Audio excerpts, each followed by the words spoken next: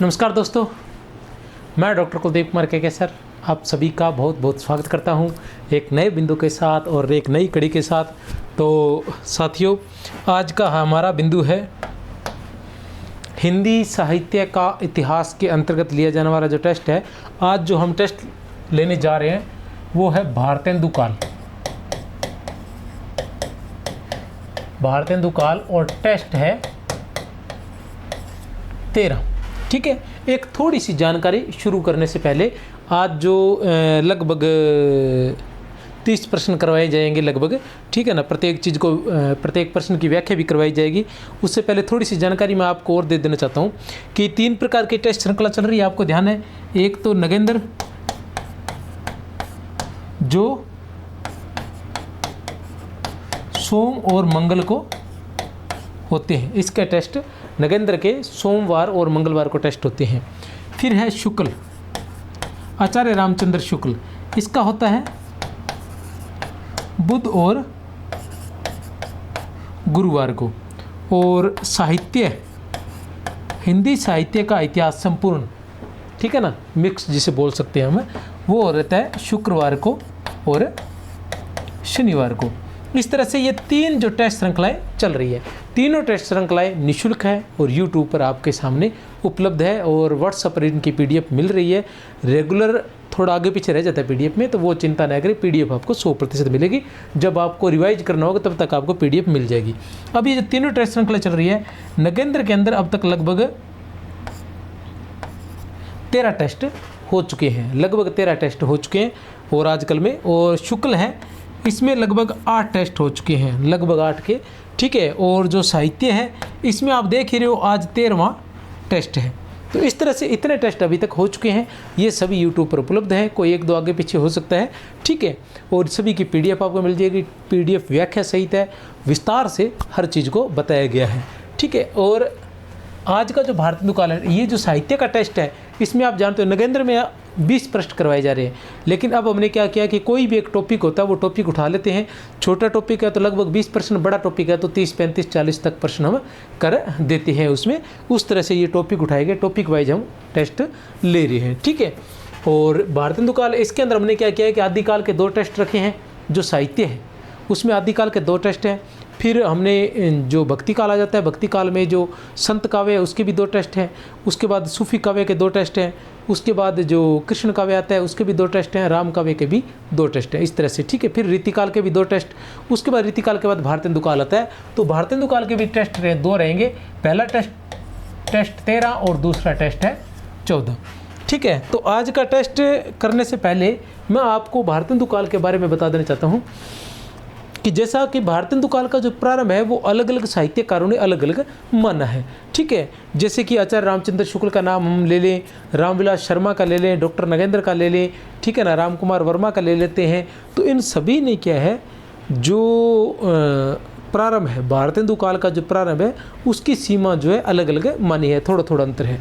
हम बात करें काल की, आचार्य रामचंद्र शुक्ल के अनुसार हम बात करें तो आचार्य रामचंद्र शुक्ल ने क्या किया है कि 1868 से लेकर 1868 से लेकर कहाँ से लेकर 1868 से लेकर 1893 ईस्वी तक के काल को भारतेंदु काल नाम दिया है। इसको विस्तार से मैं बता दूंगा, एक बार संक्षिप्त में बता देता हूँ। 1868 से 1893 ईस्वी का जो काल है उसको किसने, शुक्ल ने, किसने, शुक्ल ने क्या नाम दिया है, 1868 से 1893 ईस्वी काल को भारतेंदु काल नाम दिया है। उसी तरह हम बात करें नगेंद्र की, तो नगेंद्र ने भी 1868 से लेकर 1900 ईस्वी तक के काल को भारतेंदु काल नाम दिया है। 1868 से लेकर 19 ईस्वी तक के काल को, ठीक है। अब हम क्या करते हैं कि सर्वसम्मति से जो संपादित किया हुआ डॉक्टर नगेंद्र का हिंदी साहित्य का इतिहास है उसी को हम प्रमाणिक मान ले, तो 1868 से लेकर 19 ईस्वी तक का काल जो है वो भारतेंदु काल माना जाता है। अब समस्या ये रह जाती है कि जो रीतिकाल है, रीतिकाल जो है वो 1843 ईस्वी पर समाप्त माना जाता है। 1843 ईस्वी पर। रीतिकाल जो है वो 1843 ईस्वी पर समाप्त माना जाता है। तो 43 से लेके जो 68 का जो काल है, ठीक है, ये कहाँ गया, इसको क्या नाम दिया जाए? तो डॉक्टर नगेंद्र के हिंदी साहित्य के इतिहास के अनुसार इस काल को हम आधुनिक काल की, ठीक है, आधुनिक काल की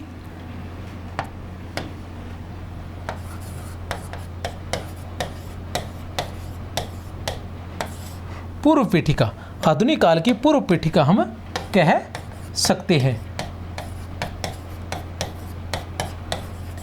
आधुनिक काल की पूर्व पीठिका के रूप में हम इसे रख सकते हैं 1843 से लेकर 1868 ईस्वी तक का जो काल है।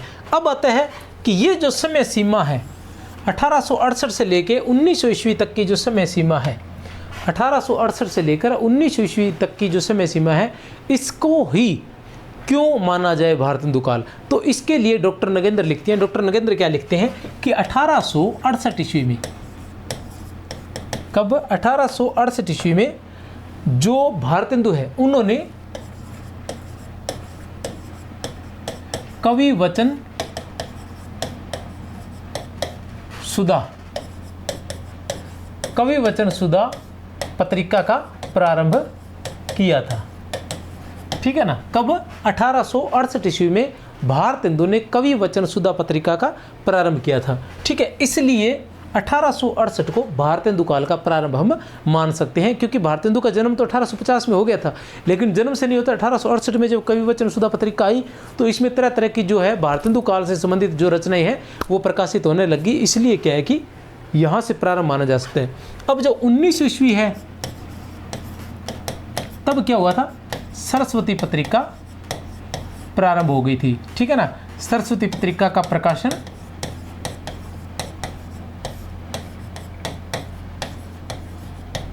प्रारंभ हो गया था।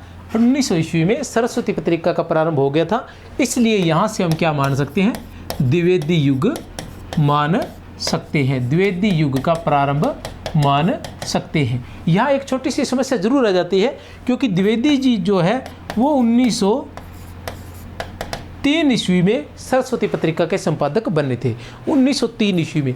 तो इसको 1903 ईस्वी न खींचकर 1-2 साल का तो अंतर रह जाता है, इसलिए इसको 19 ईस्वी तक ही माना है, क्योंकि काल किसी नाम व्यक्ति विशेष से न होकर उस काल में सिर्फ नाम को नहीं, उस काल की जो प्रवृत्तियाँ होती है, ठीक है, उस काल की जो रीति रहती है, उस काल की जो परंपरा रहती है, उसको भी देखा जाता है, उस काल की विशेषताओं को देखा जाता है, किस प्रकार की रचनाएं लिखी गई थी, इसलिए उसको एक काल को नाम दिया जाता है, और उस काल में जो ज़्यादा प्रसिद्ध रहता है उसके नाम से उसका नाम दे दिया जाता है। कहने का मतलब है कि भारतेंदु काल से तात्पर्य ये नहीं है कि उस काल में भारतेंदु हुए थे इसलिए इसका नाम भारतेंदु रख दिया, ठीक है ना। द्विवेदी काल का नाम इसलिए नहीं कि इस काल में द्विवेदी जी हुए थे इसलिए इस काल का नाम द्विवेदी रख दिया, नहीं।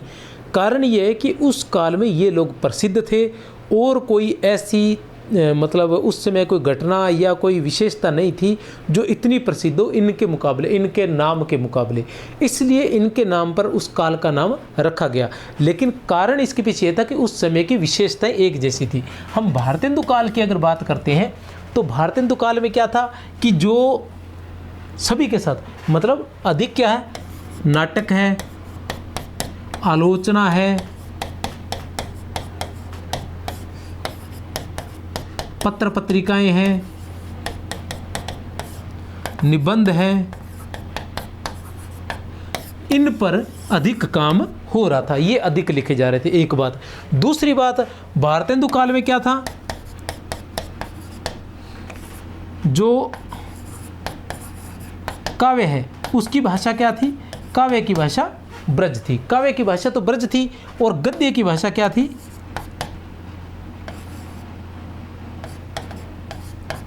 खड़ी बोली। काव्य की भाषा तो क्या थी, ब्रज, और गद्य की भाषा खड़ी बोली थी। तो इसका भी लगभग उस काल के सभी जो रचनाकार थे उन्होंने प्रयोग किया था।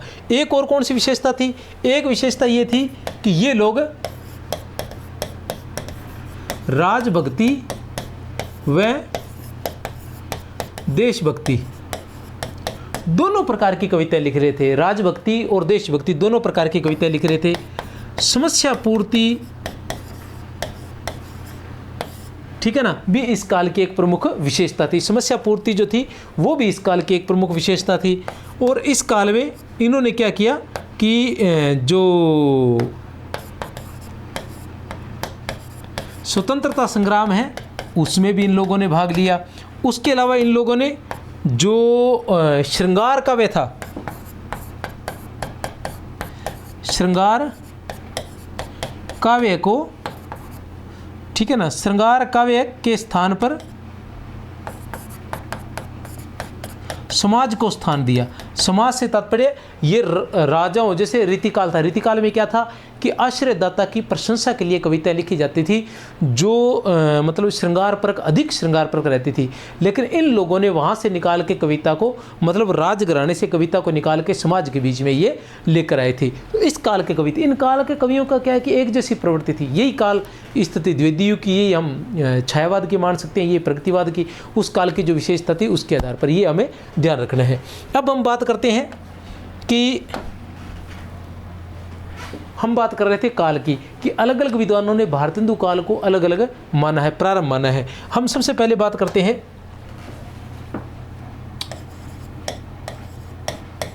केसरी नारायण शुक्ल। केसरी नारायण शुक्ल, केसरी नारायण शुक्ल की बात करें तो इन्होंने क्या माना है, इन्होंने माना है 1865 से लेकर 1900 ईस्वी तक का जो काल है उसको भारतेंदु काल माना है। 1865 से लेकर 1900 ईस्वी तक का काल। अब हम आ जाते हैं, पहले मैं एक बार नाम ही लिख देता हूँ सीधे, ठीक है ना, फिर आ जाते हैं हम रामचंद्र शुक्ल, ठीक है ना। रामचंद्र शुक्ल से रामविलास शर्मा, रामविलास शर्मा के बाद आ जाता है डॉक्टर नगेंद्र, डॉक्टर नगेंद्र के बाद आ जाता है मिश्र बंधु,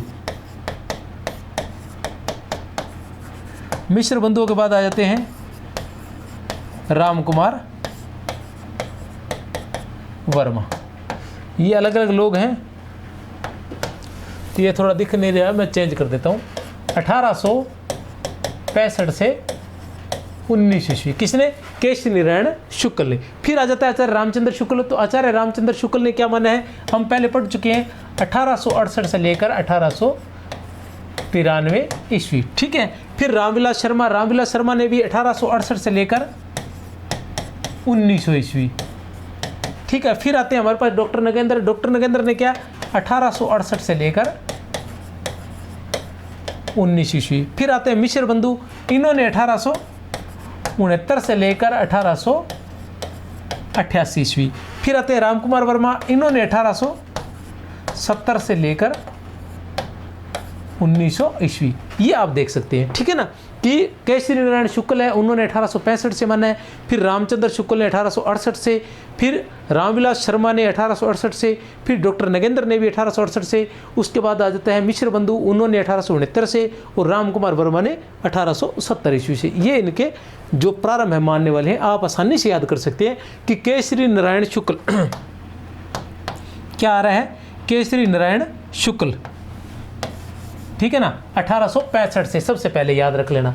फिर आते हैं आचार्य रामचंद्र शुक्ल, शुक्ल से शुक्ल आ गया, रामचंद्र शुक्ल, इन्होंने क्या 1868 से, ठीक है ना। रामचंद्र से रामविलास, रामविलास ने भी 1868। फिर डॉक्टर नगेंद्र को हमें याद रखना ही होगा, 1868, ठीक है ना। फिर मिश्र बंधु आ जाते हैं, उन्होंने 1869।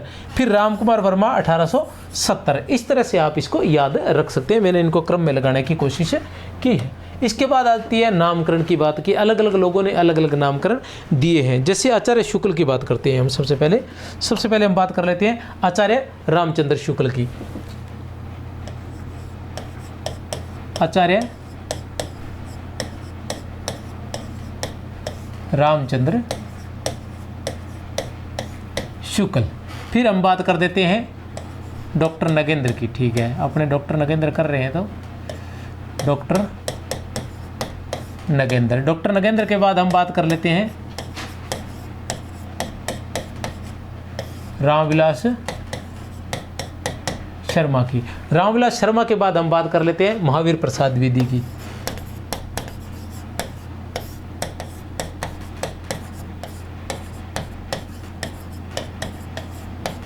फिर हम बात कर लेते हैं हजारी प्रसाद द्विवेदी की।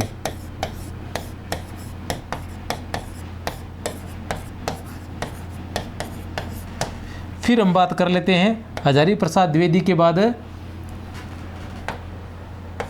और कौन कौन है, चलो एक बार नाम लिख लेता हूँ मैं, ठीक है। रामचंद्र शुक्ल ने क्या कहा, जैसे हमें पता ही है, अच्छा हिंदी साहित्य के इतिहास से एक नाम और याद आ गया, क्या था,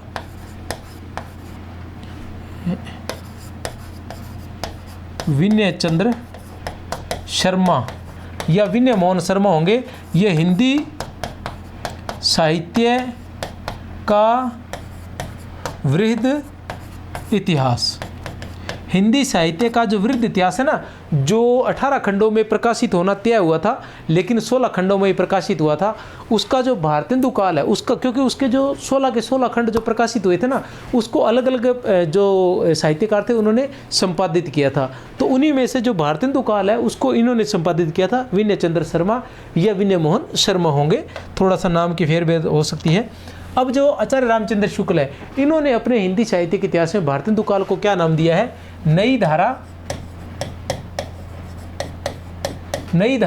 या प्रथम उत्थान, नई धारा या प्रथम उत्थान। अब हम बात करते हैं नगेंद्र की, तो नगेंद्र ने क्या कहा है, नगेंद्र ने क्या कहा है, पुनर्जागरण काल। नगेंद्र ने क्या कहा है, पुनर्जागरण काल कहा है, किसको, भारतेंदु काल को। और द्विवेदी को क्या कहा था, जागरण सुधार काल। द्विवेदी को इन्होंने क्या कहा था, जागरण सुधार काल। और रामविलास शर्मा की हम बात करें तो इन्होंने कहा है नवजागरण काल। और महावीर प्रसाद द्विवेदी ने, इन्होंने भारतेंदु काल कहा है। हजारी प्रसाद द्विवेदी ने, दोनों द्विवेदियों ने एक ही जैसी बात कही है, भारतेंदु काल। और जो इन्होंने हिंदी साहित्य का, विनय चंद्र शर्मा ने हिंदी साहित्य का अभ्युत्थान, हिंदी साहित्य का अभ्युत्थान, ये इन्होंने कहा था, ठीक है ना, किन्होंने, विनय चंद्र शर्मा ने। विनय चंद्र शर्मा ने क्या कहा, हिंदी साहित्य का अभ्युत्थान, विनय चंद्र शर्मा, ठीक है। और हिंदी साहित्य का अभ्युत्थान ये था। आचार्य रामचंद्र शुक्ल ने नई धारा, प्रथम उत्थान, और डॉक्टर नगेंद्र ने पुनर्जागरण काल, रामविलास शर्मा ने नवजागरण काल, महावीर प्रसाद द्विवेदी और हजारी प्रसाद द्विवेदी ने भारतेंदु काल, ये इन्होंने अलग अलग नाम दिए थे। और अब हम बात करते हैं इस काल के प्रमुख कवियों की, ठीक है ना। इस काल के प्रमुख कवियों की बात करें तो कवि हमें ध्यान ही है कि बालकृष्ण भट्ट आ जाते हैं, सबसे बड़े जो कवि हैं इस काल के बालकृष्ण भट्ट आते हैं। 1844 ईस्वी में उनका जन्म हुआ था। उसके बाद आ जाते हैं भारतेंदु जी, जिनका जन्म 1850 ईस्वी में हुआ था। उसके बाद आ जाते हैं लाला श्रीनिवास दास, जिनका जन्म 1851 ईस्वी में हुआ था। उसके बाद आ जाते हैं बद्री नारायण चौधरी प्रेमगंज, जिनका जन्म 1855 ईस्वी में हुआ था। उसके बाद आ जाते हैं प्रताप नारायण मिश्र, जिनका जन्म 1856 ईस्वी में हुआ था। उसके बाद आ जाते हैं जगमोहन सिंह, जिनका ठाकुर जगमोहन सिंह, जिनका जन्म 1857 ईस्वी में हुआ था। उसके बाद आ जाते हैं 1858 ईस्वी में, सॉरी।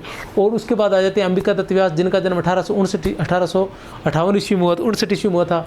और उसके बाद आ जाते हैं राधा कृष्ण दास, जिनका जन्म 1865 ईस्वी में हुआ था। उसके बाद आ जाते हैं दुर्गा दत्त राधाचरण गोस्वामी, जिनका जन्म 1868 ईस्वी में हुआ था। मैं थोड़े से उन रचनाकारों के नाम लिख देता हूँ। सबसे पहले आ जाते हैं हमारे पास बालकृष्ण भट्ट। 2 नंबर पर हमारे पास आ जाते हैं भारतेंदु। 3 नंबर पर हमारे पास आ जाते हैं लाला श्रीनिवास दास। 1 2 3 4 पर आ जाते हैं चौधरी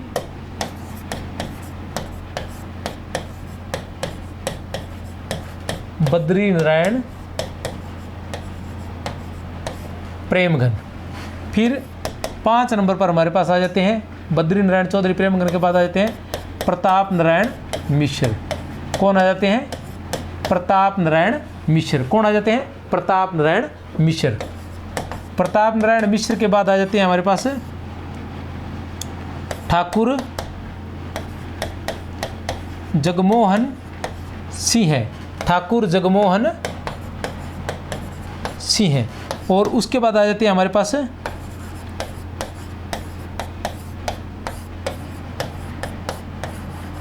अंबिका दत्त व्यास।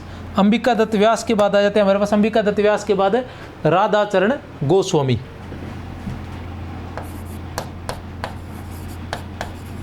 राधा कृष्ण दास, और फिर आ जाते हैं राधाचरण गोस्वामी। राधाचरण गोस्वामी। अब देखते हैं इनका जन्म। हम जानते हैं सभी बालकृष्ण भट्ट का जन्म 1844 ईस्वी में हुआ था, कोई समस्या नहीं है। भारतेंदु का जन्म 1850 से लेके 1885 ईस्वी माना जाता है, कोई समस्या नहीं, हमें पता है। लाला श्रीनिवास दास का जन्म जो है वो 1851 ईस्वी में हुआ था, याद रख लेना। चौधरी बद्रीनारायण, ठीक है ना, इनका जन्म, प्रेमघन का जन्म हुआ था 1855 ईस्वी में। कब हुआ था? 1855 ईस्वी में। प्रताप नारायण मिश्र का, हिंदुस्तान का नारा देने वाले प्रताप नारायण मिश्र का जन्म हुआ था 1856 ईस्वी में। कब हुआ था? 1856 ईस्वी में। ठाकुर जगमोहन सिंह का जन्म हुआ था 1857 ईस्वी में। ठाकुर जगमोहन सिंह का जन्म हुआ था 1857 ईस्वी में। और अंबिका दत्त व्यास का जन्म हुआ था 1858 ईस्वी में।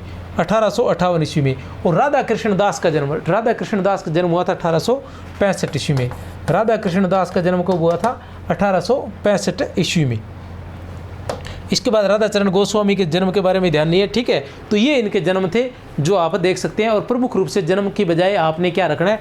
क्रम का ध्यान रखना है, ये क्रम का ध्यान जरूर रखना है। राधाचरण गोस्वामी को निकाल दीजिए एक बार, ठीक है। बाकी बालकृष्ण भट्ट, भारतेंदु, लाला श्रीनिवास दास, चौधरी बद्रीनारायण, प्रेमघन, प्रताप नारायण मिश्र, ठाकुर जगमोहन सिंह और अंबिका दत्त व्यास। चलते हैं प्रश्न संख्या 1 पर, ठीक है। देखते हैं प्रश्न संख्या 1 क्या है।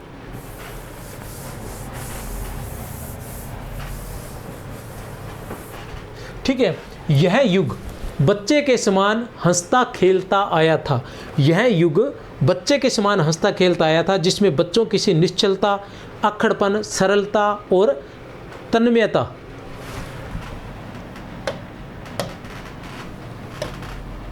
क्या थी? तन्मयता थी। यह कथन किस आलोचक का है? ए, ब, स या फिर द? यह युग कौन सा युग? भारतेंदु काल। कौन सा युग? भारतेंदु काल। बच्चे के समान हंसता खेलता आया था, जिसमें बच्चों की सी निश्चलता थी, अक्खड़पन था, सरलता थी और तन्मयता थी। यह कथन किस आलोचक का है? तो किसका है यह कथन? आचार्य रामचंद्र शुक्ल का। किसका कथन है ये? आचार्य रामचंद्र शुक्ल का। अब यहाँ ये बनते हैं कि बच्चे की तरह से यह युग बच्चे के समान हंसता खेलता आया था। आचार्य रामचंद्र शुक्ल ने यहाँ किस युग के बारे में कहा है? ऐसे भी पूछा जा सकता है कि आचार्य रामचंद्र शुक्ल ने यहाँ किस युग के बारे में पूछा है या किस युग के बारे में जिक्र किया है। तो किस युग के बारे में? भारतेंदु काल के बारे में। ये भी आप सभी ने ध्यान रखना है। कविता वर्धनी सभा द्वारा समस्या पूर्ति सर्वस्व नामक ग्रंथ पर सुकवि की उपाधि, ठीक है ना। किसकी उपाधि? सुकवि की उपाधि। सुकवि की उपाधि किसे दी गई थी? ए, ब, स या फिर द? सुकवि की उपाधि किसे दी गई थी? तो सुकवि की उपाधि दी गई थी अंबिका दत्त व्यास को। किसे दी गई थी? अंबिका दत्त व्यास को। अंबिका दत्त व्यास का जन्म कब हुआ था? 1858 ईस्वी में। याद रख लेना, याद करवा दूंगा। बालकृष्ण भट्ट का जन्म कब हुआ था? 1844 ईस्वी में, ठीक है ना। फिर आते हैं भारतेंदु युग से संबंधित संगत कथन छांटिए। भारतेंदु युग से संबंधित संगत कथन छांटिए। क्या छांटना है? संगत कथन। ये ध्यान रखना है हमें, क्या छांटना है? संगत कथन है, संगत कथन। इस युग में आलोचना का आरंभ पत्र पत्रिकाओं के माध्यम से हुआ। इस युग में पौराणिक, ऐतिहासिक, रोमानी एवं समसामयिक समस्याओं को लेकर नाटक लिखे गए। इस युग में आधुनिक कलात्मक कहानी का आरंभ नहीं हुआ था। देखिए उपयुक्त सभी, तो उत्तर है उपयुक्त सभी। कहने से तात्पर्य है कि इस युग में आलोचना का आरंभ पत्र पत्रिकाओं के माध्यम से हुआ था। बिल्कुल सही है। इस युग में पौराणिक, ऐतिहासिक, रोमानी एवं समसामयिक समस्याओं को लेकर नाटक लिखे गए थे। बिल्कुल सही है। इस युग में आधुनिक कलात्मक कहानी का आरंभ नहीं हुआ था। बिल्कुल सही है। जो आधुनिक कलात्मक कहानी है उसका आरंभ अभी नहीं हुआ था, क्योंकि जो पहली कहानी है वो हम मानते हैं कि 19वीं ईस्वी में आई थी, तो इस वजह से इस समय तक अभी तक कलात्मक कहानी का आरंभ नहीं हुआ था।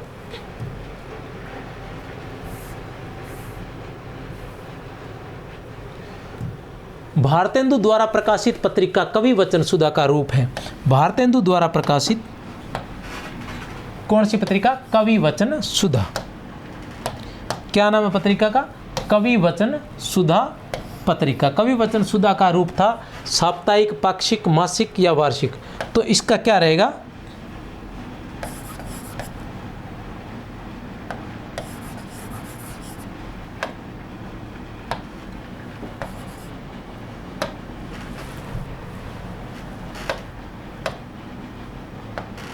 उपयुक्त सभी।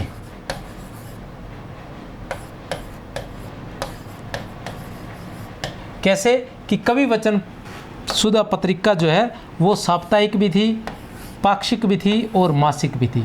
कवि वचन सुधा पत्रिका साप्ताहिक भी थी, पाक्षिक भी थी और मासिक थी। अब इसके बारे में मैं आपको बता दूं कि जो भारतेंदु थे, भारतेंदु की जो पत्रिका थी कौन सी? कवि वचन सुधा। कब निकली थी? 1868 ईस्वी में। कब निकली थी? 1868 ईस्वी में। नाम क्या था? कवि वचन सुधा। क्या नाम था? कवि वचन सुधा। कवि वचन सुधा कैसे, कहां से निकलती थी ये? काशी से। कहां से निकलती थी? काशी से। कैसे? काशी। कैसे काशी? कवि वचन सुधा काशी से निकलती थी। 1868 ईस्वी में कवि वचन सुधा पत्रिका कहाँ से निकलती थी? काशी से निकलती थी। अब ये जो पत्रिका है, ये पत्रिका क्या थी? साप्ताहिक भी थी, ठीक है, ये पाक्षिक भी थी और ये मासिक भी थी, ठीक है ना। ये साप्ताहिक भी थी, ये पाक्षिक भी थी, ये मासिक भी थी। इसके बाद 1873 ईस्वी में, कब? 1873 ईस्वी में एक पत्रिका और निकलती है जिसके संपादक कौन थे? भारतेंदु हरिश्चंद्र मैगजीन। क्या नाम है? हरिश्चंद्र मैगजीन निकलती है। क्या नाम है? हरिश्चंद्र मैगजीन। तो ये कहाँ से निकलती थी? ये निकलती थी बनारस से। कहाँ से? बनारस से।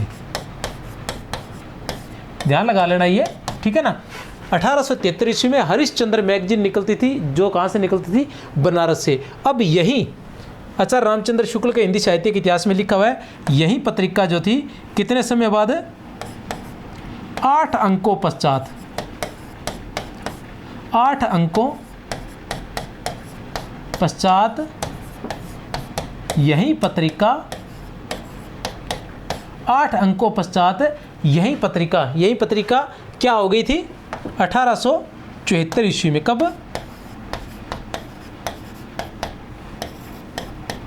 1874 ईस्वी में। 1874 ईस्वी में इसका क्या नाम पड़ गया था?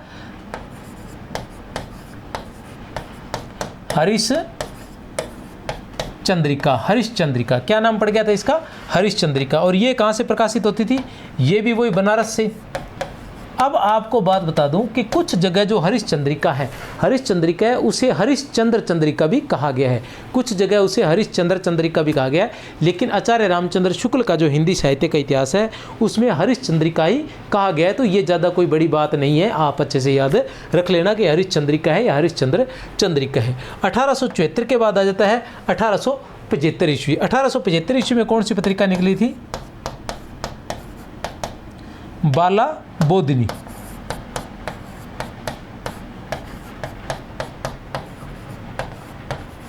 बाला बोधिनी ये कहाँ से निकलती थी? ये भी बनारस से ही निकलती थी। ये कहाँ से निकलती थी? ये भी बनारस से ही निकलती थी। तो ये पत्र पत्रिकाएं जो भारतेंदु ने निकाली थी, आप देख सकते हैं 1868 ईस्वी में कवि वचन सुधा जो काशी से प्रकाशित होती थी, साप्ताहिक, पाक्षिक और मासिक थी। 1873 ईस्वी में हरिश्चंद्र मैगजीन जो बनारस से प्रकाशित होती थी, 8 अंकों पश्चात यही पत्रिका हरिश्चंद्रिका हो गई थी 1874 ईस्वी में। 1875 ईस्वी में बाला बोधनी पत्रिका भी प्रकाशित हुई थी। चलते हैं नेक्स्ट प्रश्न पर। प्रश्न संख्या 5, भारतेंदु में रसा उपनाम से, भारतेंदु युग में किस उपनाम से, रसा उपनाम से कविताएं लिखने वाले रचनाकार हैं? ए, बै, से या फिर द? ए, बै, से या फिर द? तो कौन है? भारतेंदु हरिश्चंद्र। कौन है? भारतेंदु हरिश्चंद्र। रसा उपनाम से कविताएं कौन लिखते थे? भारतेंदु हरिश्चंद्र। और भारतेंदु काल में प्रेमगन नाम से कौन लिखते थे? बद्री नारायण चौधरी प्रेमगन, बद्री नारायण चौधरी प्रेमगन। और भारतेंदु युग में रसा उपनाम से लिखते थे। और किस में लिखते थे? ब्रज भाषा में। ब्रज भाषा में जो कविताएं लिखते थे उसे वो किस में लिखते थे? रसा उपनाम से। जपो निरंतर एक जबान, जपो निरंतर एक जबान, एक जवान, जपो निरंतर एक जबान, हिंदी हिंदू हिंदुस्तान, हिंदी हिंदू हिंदुस्तान का नारा देने वाले विद्वान है ए, बै, से या फिर द? ए, बै, से या फिर द? तो कौन है? बै, प्रताप नारायण मिश्र। कौन है? प्रताप नारायण मिश्र। प्रश्न संख्या 7, पुनर्जागरण दो जातीय संस्कृतियों की, पुनर्जागरण दो जातीय संस्कृतियों की टकराहट से उत्पन्न रचनात्मक ऊर्जा है, कथन है। पुनर्जागरण दो जातीय संस्कृतियों की टकराहट से उत्पन्न रचनात्मक ऊर्जा, कथन है। ए, बै, से या फिर द? ए, बै, से या फिर द? तो ए, रामस्वरूप चतुर्वेदी। रामस्वरूप चतुर्वेदी जी ने क्या कहा था कि पुनर्जागरण जो है वो दो जातीय संस्कृतियों की टकराहट से उत्पन्न रचनात्मक ऊर्जा है। पुनर्जागरण जो है जातीय संस्कृति, पुनर्जागरण जो है कौन सा था? पुनर्जागरण काल है। पुनर्जागरण काल जो भारतेंदु काल है उसी को पुनर्जागरण काल कहा गया था। वो क्या है? दो जातीय संस्कृतियों की टकराहट से उत्पन्न रचनात्मक ऊर्जा है।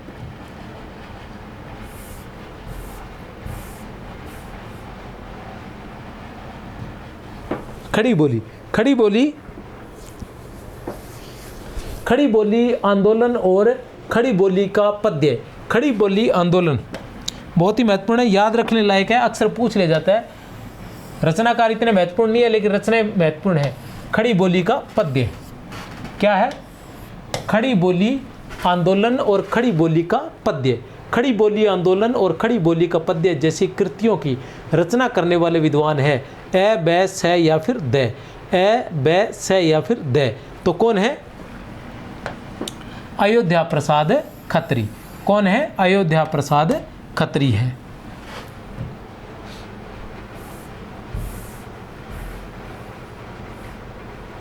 प्रश्न संख्या 9, आलोचक डॉक्टर बच्चन सिंह ने भारतेंदु कालीन किस साहित्यकार को गद्य काव्य का आदि आचार्य? क्या? गद्य काव्य का आदि आचार्य। क्या?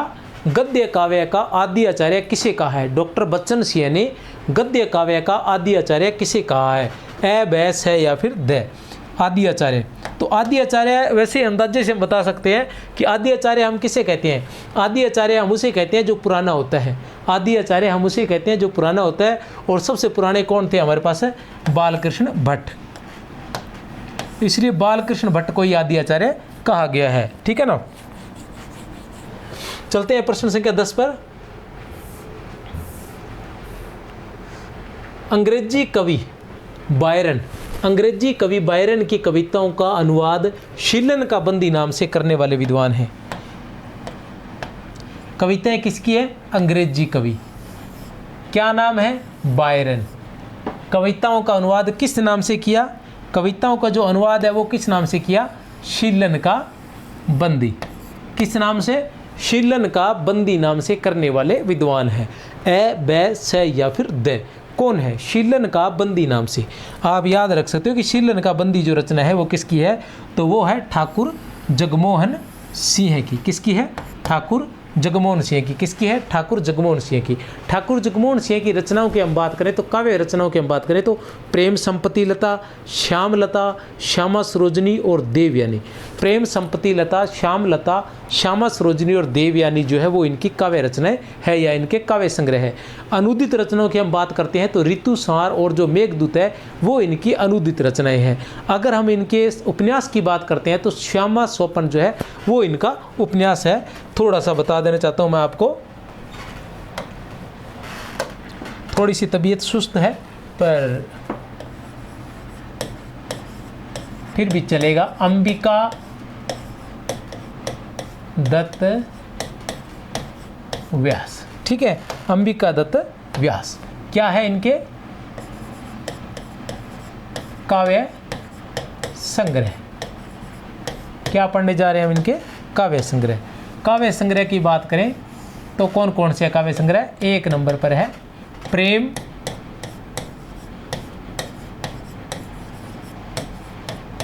संपत्ति लता, प्रेम संपत्ति लता। दूसरा है श्याम, प्रेम संपत्ति लता,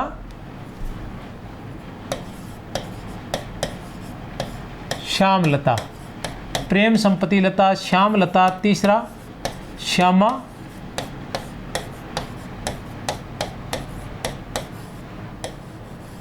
सरोजनी, प्रेम संपत्ति लता, श्याम लता, श्यामा सरोजनी और देवयानी।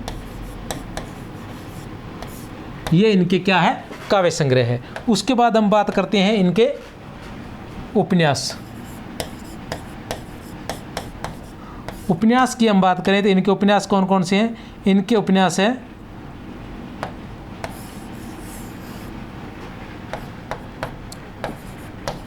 श्यामा स्वपन। श्यामा स्वपन जो है वो इनका उपन्यास है। अब हम बात करते हैं अनुदित। अनुदित रचनाएं। हम बात करते हैं अनुदित रचनाओं की। अनुदित रचनाओं की हम बात करते हैं तो कौन कौन सी आ जाती है? एक नंबर पर आ जाती है ऋतु संहार और 2 नंबर पर आ जाती है मेघदूत। उसके बाद आते हैं प्रश्न संख्या 11 पर। क्या है प्रश्न संख्या 11? आनंद कादंबनी। आनंद कादंबनी मासिक 1881 ईस्वी में मिर्जापुर से निकलती थी। इसके संपादक कौन थे? आनंद कादंबनी पत्रिका जो है क्या नाम है? आनंद कादंबनी पत्रिका। क्या थी ये? मासिक थी। और कब से? 1881 ईस्वी से। ये तीनों चीज़ें ध्यान रखनी है आपने, ठीक है ना, कि आनंद कादंबनी पत्रिका किसकी थी। चलो देख लेते हैं पहले किसकी थी। सबसे पहले संपादक देख लेते हैं कि संपादक कौन थे। तो ए बैस है या फिर द, ए बैस है या फिर द, तो कौन थे? बद्री नारायण चौधरी प्रेमगन। कौन थे? बद्री नारायण चौधरी प्रेमगन इसके संपादक थे। अब हम देखते हैं कि आनंद कादंबनी पत्रिका के संपादक कौन थे। क्वेश्चन संख्या 1, तो कौन थे? बद्री नारायण चौधरी प्रेमगन थे। आनंद कादंबनी किस प्रकार की पत्रिका थी? मासिक थी, पाक्षिक थी, वार्षिक थी? तो किस प्रकार की थी? मासिक थी। आनंद कादंबनी पत्रिका का प्रकाशन कब प्रारंभ हुआ था? 1881 ईस्वी में हुआ था। अब ये तो बात अलग थी। अब हम आते हैं कि जो बद्री नारायण चौधरी है उन्होंने कौन कौन सी पत्रिकाएं निकाली थी। तो सबसे पहले आ जाते हैं 1881 ईस्वी में। सबसे पहले हम आते हैं 1881 ईस्वी में। 1881 ईस्वी में कौन सी निकाली थी? अभी हम पढ़ कर गए हैं आनंद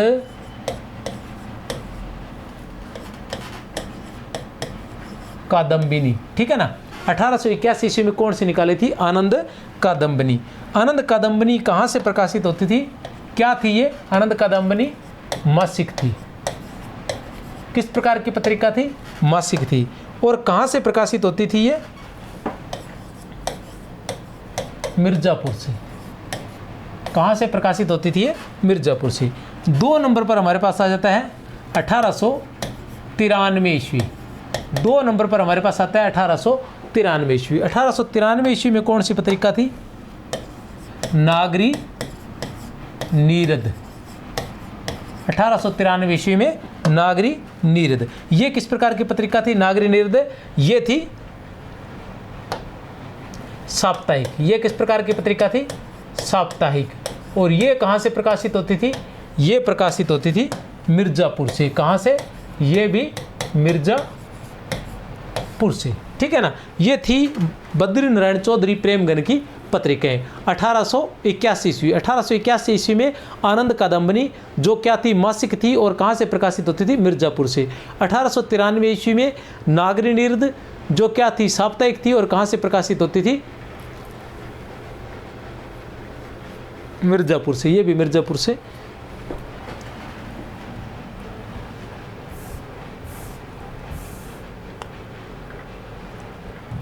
वे भारतेंदु, कौन है? भारतेंदु वर्तमान हिंदी गद्य के प्रवर्तक माने जाते हैं। उपयुक्त कथन किस आलोचक का है? उपयुक्त कथन जो है वो किस आलोचक का है? ए, ब, स या फिर द। ए, ब, स या फिर द किस आलोचक का है? तो किसका है? आचार्य रामचंद्र शुक्ल का।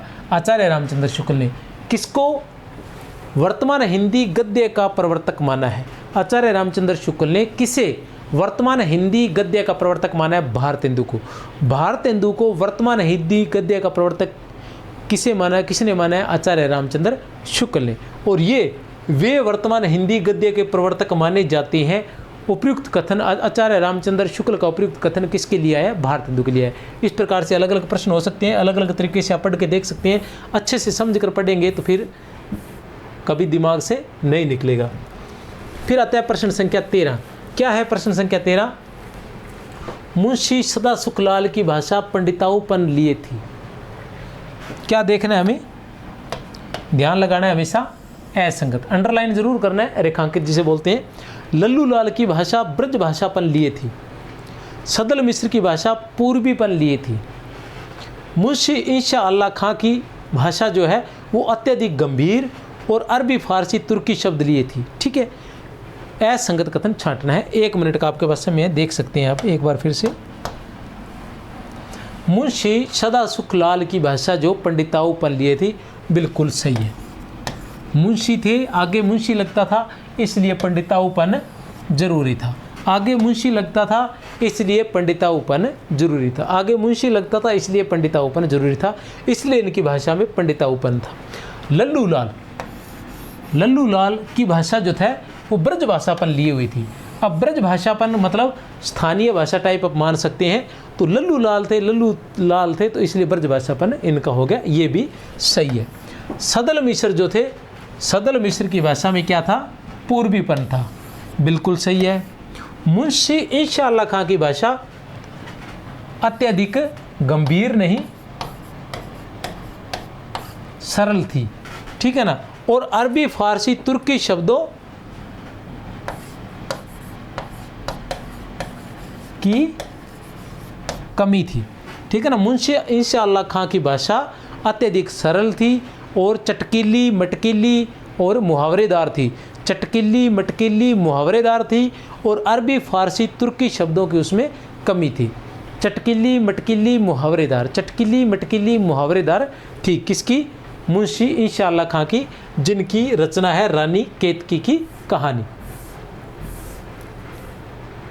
हिंदी दीप्ति प्रकाश नाम का एक संवाद पत्र, बहुत ही महत्वपूर्ण है, नया है।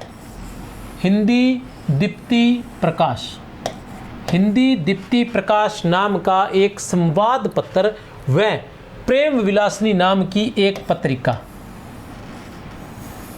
2 चीजें आ गई, ठीक है ना। हिंदी दीप्ति प्रकाश नाम का एक संवाद पत्र, क्या है? संवाद पत्र। याद रख लेना, ऐसी चीज़ें आ जाती हैं क्योंकि ऐसे वैसे कहीं से नहीं उठाया गया है। क्वेश्चन जो होएगा या तो डॉक्टर नगेंद्र के हिंदी साहित्य के मतलब प्रमाणिक किसी हिंदी साहित्य के इतिहास से ही उठाया गया है, ठीक है ना। हिंदी दीप्ति प्रकाश नाम का एक संवाद पत्र। हिंदी दीप्ति प्रकाश क्या है? एक प्रकार का संवाद पत्र है। प्रेम विलासिनी क्या है? पत्रिका है। ये किसने निकाली थी? ए, ब, स या फिर द। किसने निकाली थी? ए, ब, स या फिर द। तो किसने निकाली थी? कार्तिक प्रसाद खत्री ने। किसने निकाली थी? कार्तिक प्रसाद खत्री नहीं, ध्यान लगा लेना, कार्तिक प्रसाद खत्री, हिंदी दीप्ति प्रकाश और प्रेम विलासिनी।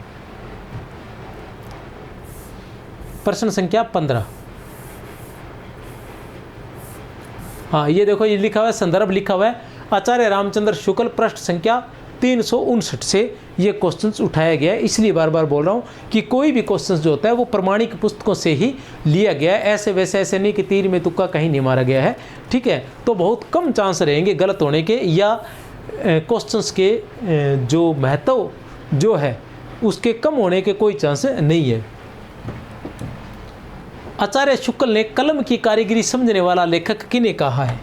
आचार्य रामचंद्र शुक्ल ने क्या कलम की कारीगरी समझने वाले, ये पहले पूछा जा चुका है कई बार प्रश्न परीक्षाओं में, ठीक है, ध्यान लगा ले। आचार्य शुक्ल ने कलम की कारीगरी समझने वाले लेखक किन्हें कहा है? ए, बैस है या फिर द? कलम की कारीगरी किसके कहा गया? कलम की कारीगरी समझने वाले तो किसे कहा गया? बद्री नारायण चौधरी प्रेमघन को। बद्री नारायण चौधरी प्रेमघन को कलम की कारीगरी समझने वाला लेखक कहा गया है। इनकी जो रचनाएं हैं, इनकी रचनाओं की मैं बात करूं तो इनकी रचनाएं हैं, कुछ महत्वपूर्ण रचनाएं मैं आपको बता देना चाहता हूं। क्या नाम है? बद्री नारायण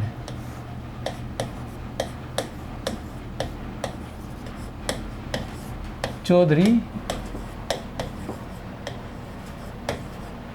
प्रेमघन, ठीक है ना। कब हुआ था इनका जन्म? इनका जन्म हुआ था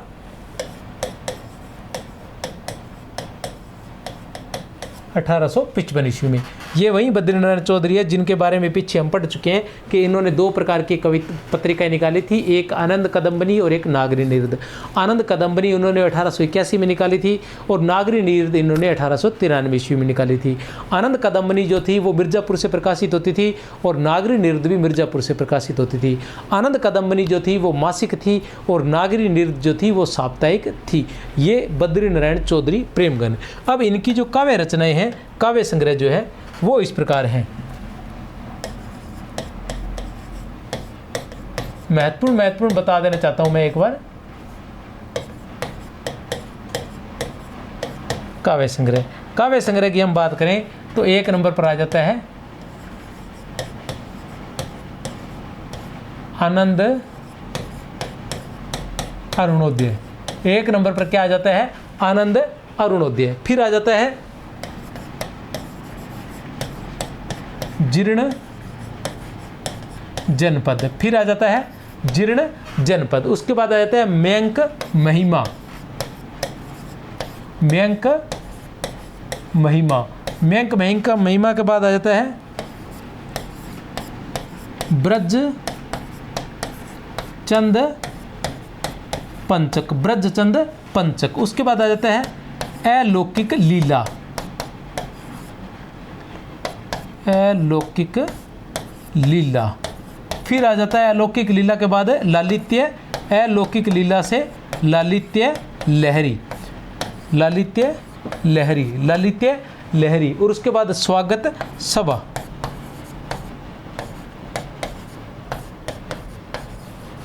ये इनकी प्रमुख रचनाएं हैं। आनंद अरुणोदय, जीर्ण जनपद, आनंद अरुणोदय, मयंक महिमा, ब्रजचंद पंचक, अलौकिक लीला, ललित्य लहरी और स्वागत सभा, ये इनकी किनकी? बद्री नारायण चौधरी प्रेमघन के प्रमुख रचनाएं हैं। प्रश्न संख्या 16। क्या है प्रश्न संख्या 16? असंगत कथन का चयन करना है। किसका चयन करना है हमें? असंगत कथन का चयन करना है। किसका? असंगत कथन का। फोर्ट विलियम कॉलेज के हिंदी उर्दू अध्यापक सर जॉन गिलक्रास्ट थे। फोर्ट विलियम कॉलेज के हिंदी उर्दू अध्यापक सर जॉन गिलक्रास्ट थे। सर जॉन गिलक्रास्ट प्रधान रूप से हिंदुस्तानी या उर्दू के पक्षपाती थे। मुंशी इंशाअल्लाह खान ने रानी केतकी की कहानी में, किसमें? रानी केतकी की कहानी में अरबी फारसी के शब्दों को हटाकर शुद्ध हिंदी लिखने का प्रयास किया। लल्लू लाल जी की भाषा अधिक व्यवहारिक व्यवहारिक और सूत्री है। लल्लू लाल जी की भाषा अधिक व्यवहारिक और सूत्री है। देखिए बताइए,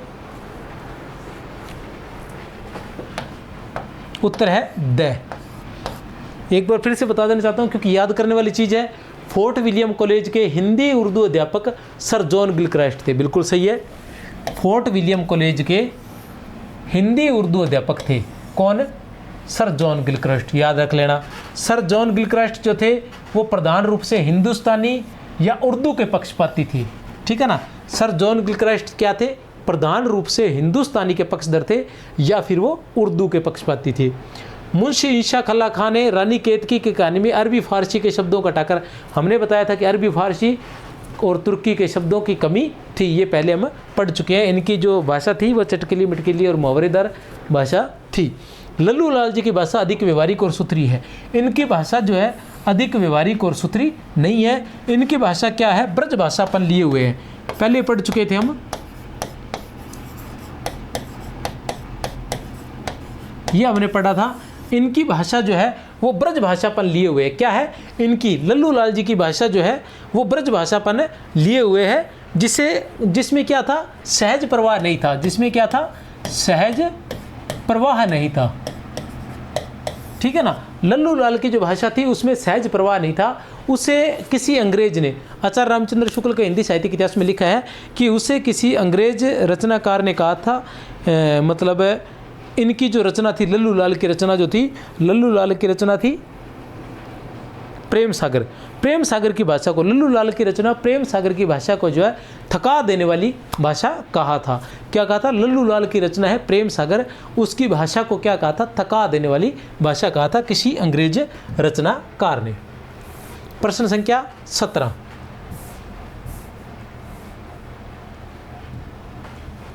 रासो संरक्षा के रचनाकार हैं।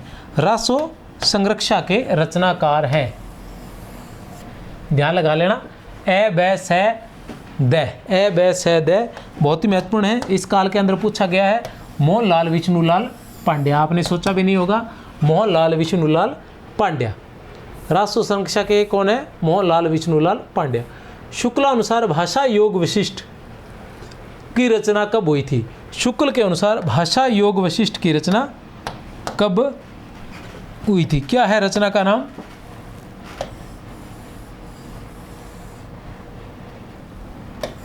रचनाकार का नाम भी नहीं दिया हुआ यहाँ तो, ठीक है ना। शुक्ल के अनुसार भाषा योग वशिष्ठ की रचना कब हुई थी? ए बै से या फिर द, ए बै से या फिर द, तो कब हुई थी?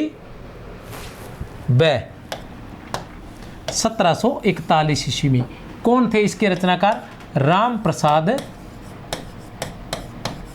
निरंजनी। कौन थे? राम प्रसाद निरंजनी जो थे इसके रचनाकार थे। इसके बारे में ये थोड़ा सा लिखा हुआ है, मैं आपको बता देना चाहता हूँ। आचार्य रामचंद्र शुक्ल के हिंदी साहित्य का इतिहास है, पृष्ठ संख्या 330 से ये लिया गया है।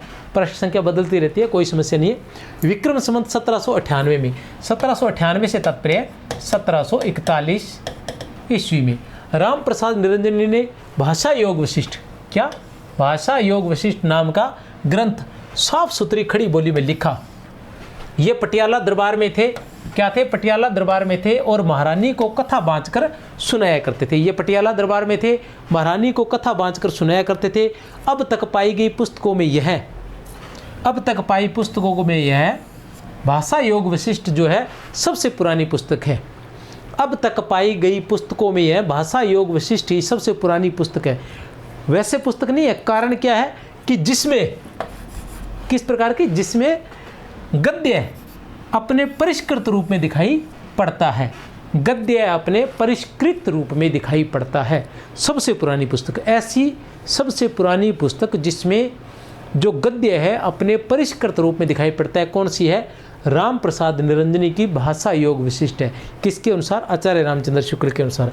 अतः जब तक कोई पुस्तक इससे पुरानी न मिले तब तक इसी को परिमार्जित गद्य की प्रथम पुस्तक, परिमार्जित गद्य की प्रथम पुस्तक, आचार्य रामचंद्र शुक्ल के अनुसार परिमार्जित गद्य की प्रथम पुस्तक कौन सी है? भाषा योग विशिष्ट है। ठीक है ना। और राम प्रसाद निरंजनी को क्या है, प्रथम प्रौढ़ गद्य लेखक। प्रथम प्रौढ़ गद्य लेखक कौन है, राम प्रसाद निरंजनी। किसके अनुसार, आचार्य रामचंद्र शुक्ल के अनुसार। असंगत क्रम का चयन कीजिए, असंगत क्रम का चयन कीजिए। क्या है असंगत क्रम, भाषा योग विशिष्ट 1741 ईस्वी राम प्रसाद निरंजनी, ठीक है। ए ब स या फिर द, पद्म पुराण भाषा अनुवाद 1766 ईस्वी दौलतराम, प्रेम सागर 1800 ईस्वी सदा सुखलाल, नासिकेतोपाख्यान चंद्रावती 1800 ईस्वी सदर मिश्र। तो क्या है, भाषा योग विशिष्ट अभी पढ़ कर आए हैं 1741 ईस्वी राम प्रसाद निरंजनी सही है, असंगत नहीं है। पद्म पुराण भाषा अनुवाद 1766 ईस्वी पंडित दौलतराम बिल्कुल सही है। प्रेम सागर 1800 ईस्वी बिल्कुल नहीं है। प्रेम सागर किसकी रचना है, प्रेम सागर किसकी रचना है, लल्लू लाल की। किसकी रचना है, प्रेम सागर जो है वो किसकी रचना है, लल्लू लाल की रचना है। और इसकी रचना कब हुई थी, 1803 ईस्वी में। कब हुई थी, 1803 ईस्वी में। नासिकेतोपाख्यान जिसका अन्य नाम चंद्रावती है, सदल मिश्र की है, 1800 ईस्वी में बिल्कुल सही है। सदा सुखलाल की कौन सी रचना थी, सदा सुखलाल की रचना कौन सी थी, सदा सुखलाल की रचना थी प्रेम सागर। सदा सुखलाल की रचना कौन सी थी, प्रेम सागर थी। प्रेम सागर क्या थी, प्रेम सागर जो थी वो चतुर्भुज दास थे। चतुर्भुज दास ने भगवत गीता के 10वें स्कंद का अनुवाद किया था, ठीक है ना। चतुर्भुज दास ने भगवत गीता के 10वें स्कंद का अनुवाद किया था ब्रज भाषा में, ठीक है ना। उसी का खड़ी बोली में अनुवाद सदा सुखलाल ने किया था, ठीक है। भी जो चतुर्भुज दास थे उन्होंने भगवत गीता के 10वें स्कंद का, भगवत गीता के 10वें स्कंद का ब्रज भाषा में अनुवाद किया था। उसी अनुवाद का खड़ी बोली में सदा सुखलाल ने प्रेम सागर नाम से अनुवाद किया था। कब, 1800 ईस्वी में। कब किया था, 1800 ईस्वी में। चलते हैं प्रश्न संख्या 20 पर। ये लिखा हुआ है, थोड़ा और पढ़ लेते हैं उसी लैंग्वेज में। आचार्य रामचंद्र शुक्ल की प्रेम सागर या नागरी दशम 1803 ईस्वी लल्लू लाल, ठीक है।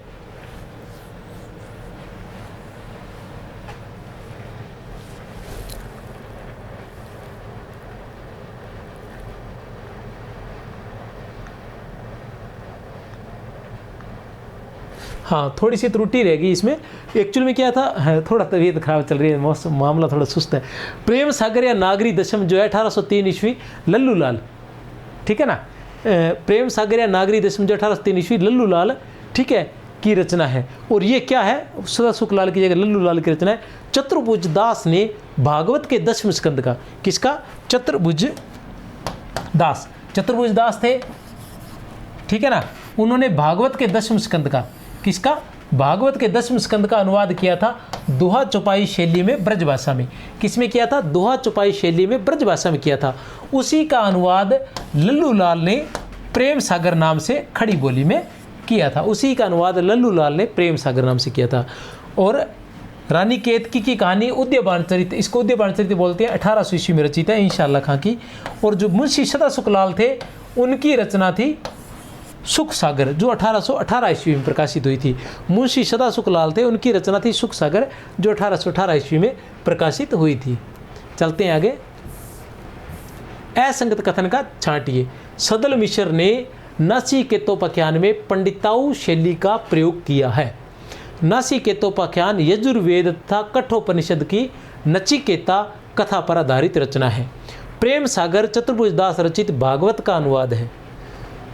सदा सुखलाल को भाषा मुंशी के नाम से जाना जाता है। ए ब स या फिर द, ए ब स या फिर द,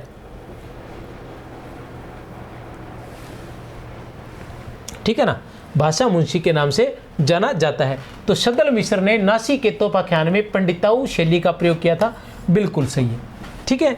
नासिकेतोपाख्यान रचना में यजुर्वेद तथा कठोपनिषद की नचिकेता कथा पर आधारित है, ठीक है। नासिकेतोपाख्यान यजुर्वेद तथा कठोपनिषद की नचिकेता कथा पर आधारित रचना है, बिल्कुल सही है। प्रेम सागर चतुर्भुज दास रचित भागवत का अनुवाद है, बिल्कुल सही, ये हमें बता ही चुके हैं। प्रेम सागर किसकी रचना है, लल्लू लाल की रचना है। किसकी रचना है, लल्लू लाल की। कब आई थी, 1803 ईस्वी में। लल्लू लाल की रचना 1803 ईस्वी में चतुर्भुज दास ने भागवत के 10वें स्कंद का दोहा चौपाई शैली में जो अनुवाद किया था, उसी का अनुवाद लल्लू लाल ने प्रेम सागर नाम से खड़ी बोली में किया था। सदा सुखलाल को भाषा मुंशी के नाम से जाना जाता है? नहीं, भाषा मुंशी के नाम से किसको जाना जाता है? लल्लू लाल को जाना जाता है। भाषा मुंशी के नाम से किसको जाना जाता है? लल्लू लाल को जाना जाता है, सदा सुखलाल को नहीं जाना जाता।